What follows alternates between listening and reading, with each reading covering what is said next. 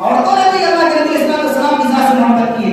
ہند کا واقعہ یاد کیجیے غزوہ احد کے موقع پر جب بدبخت شیطان نے خبر ڈالی تھی کہ اللہ کے نبی علیہ السلام شہید ہو گئے تو ہند دوڑتی ہوئی جا رہی تھی میدان کی جانب. راستے میں ایک صاحب ملے, کہنے لگے کہاں تمہارا باپ شہید ہو گیا؟ فرمایا انا للہ و انا الیہ راجعون. لیکن یہ بتاؤ میرے نبی جی کیسے ہیں؟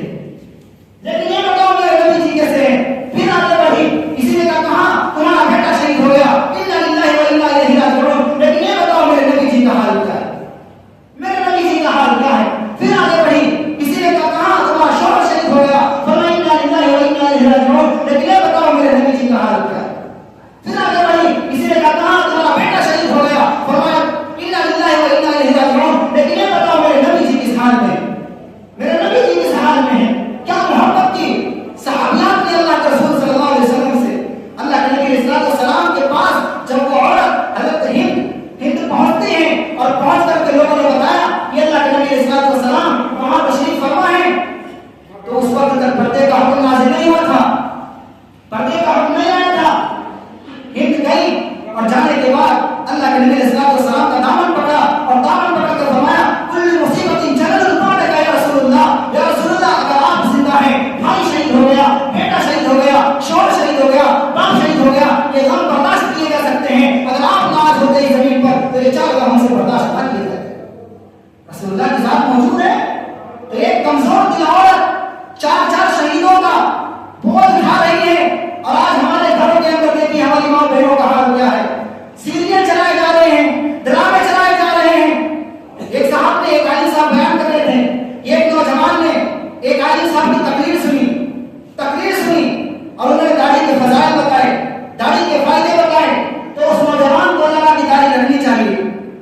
اس نے داڑھی رکھ لی, اس نے اپنے چہرے پر داڑھی سجا لی.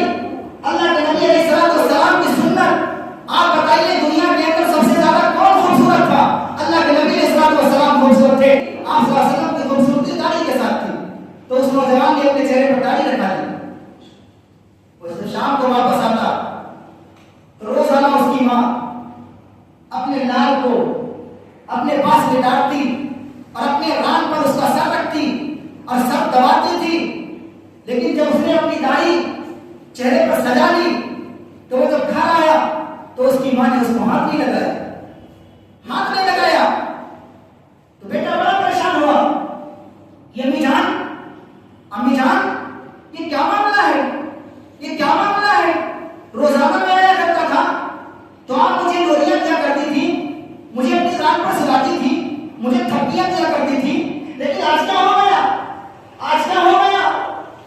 تو اس ماں نے کیا کہا, ہائے پہلے وہ مائیں تھی, آج یہ مائیں ہیں. صحابیات کے بارے میں آتا ہے کہ ان کے دو بیٹے تھے. جنگ کا اعلان ہو گیا, نابینا عورت تھی وہ, انہوں نے اپنے بچوں کو تیار کیا اور کہا جاؤ تمہیں اللہ کے راستے میں شہید ہونا ہے. آج کی مائیں ایسی ہیں کہ کیا کہتی ہے اپنے بیٹے سے کہ بیٹا میں اپنی رات پر تمہارا سر اس لیے نہیں رکھ رہی ہوں کہ تم نے اپنے چہرے پر داڑھی کو سجائی ہے, اپنے چہرے پر داڑھی کو سجائی ہے. اب تمہارا رشتہ کہاں سے ہوگا, تم سے کون رشتہ کرے گا, تم سے کون نکاح کرے گا؟ یاد رکھیے داڑھی جس کے چہرے پر ہوتی ہے اس کے نکاح میں غلط عورت آ ہی نہیں سکتی. تو کیا کہا کہ بیٹا اب تمہارا نکاح کہاں سے ہوگا, اب تمہاری شادی کہاں سے ہوگی؟ لیکن کیا ہوا, یاد رکھیے جو رسول اللہ کی سنت پر عمل کرے گا وہ انسان ناکام نہیں ہو سکتا ہے, کامیاب ہوگا. چنانچہ کیا ہوا, ایک عرصہ گزرا اور ایک عرصے کے بعد اس کا نکاح ایک بڑی حسین جمیل خوبصورت لڑکی سے ہو گیا نکاح. اب ماں کی آنکھیں کھل گئی. ماں نے کیا کہا کہ بھیا بیٹا آج پتا چلا کہ رسول اللہ صلی اللہ علیہ وسلم کی سنت میں فائدہ ہے, نقصان نہیں ہے. آج